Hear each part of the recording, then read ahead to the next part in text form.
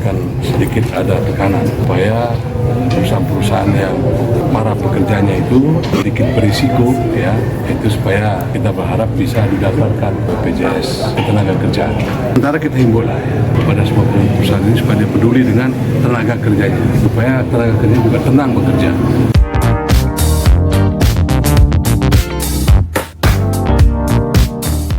Maka itu penekanan atau gimana Bu?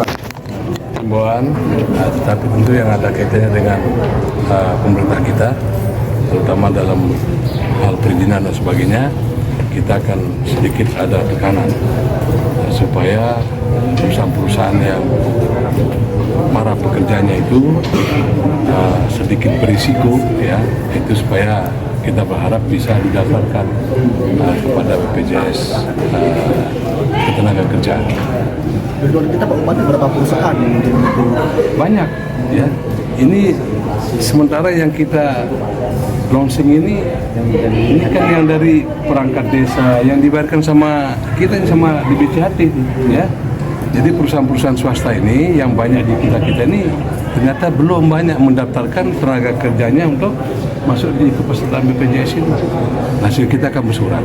Keuntungan dari BPJS Ketenagakerjaan ini bagi masyarakat apa? Risiko dia. Kalau dia meninggal misalnya, kemudian itu dalam bentuk tabungan juga ada dari situ. Artinya tidak sedang meninggal saja. Kalau dia nanti pensiun misalnya di tempat yang bekerja, dapat dia. Jumlah tenaga kerja kita Bupati yang di perusahaan swasta ini berapa? Banyak. Ada rencana ada punishment tidak terhadap perusahaan yang tidak mau mendaftarkan?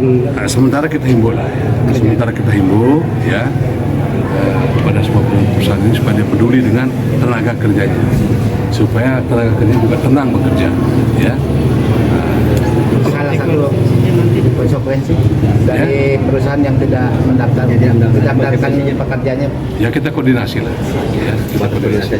Pak Bupati, terkait DPHCHT ini kan belum semua petani kita tercover oleh DPHC.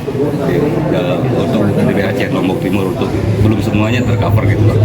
Ada nggak upaya kita untuk meningkatkan itu lagi? Karena kan ini dari jatah provinsi kita dikasih Pak Bupati.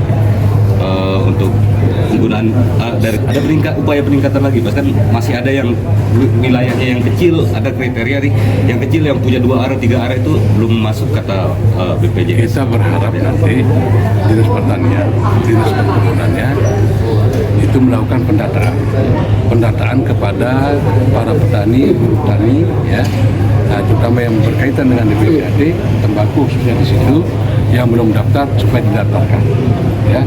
Dan saat itu nanti kita akan tambah anggarannya.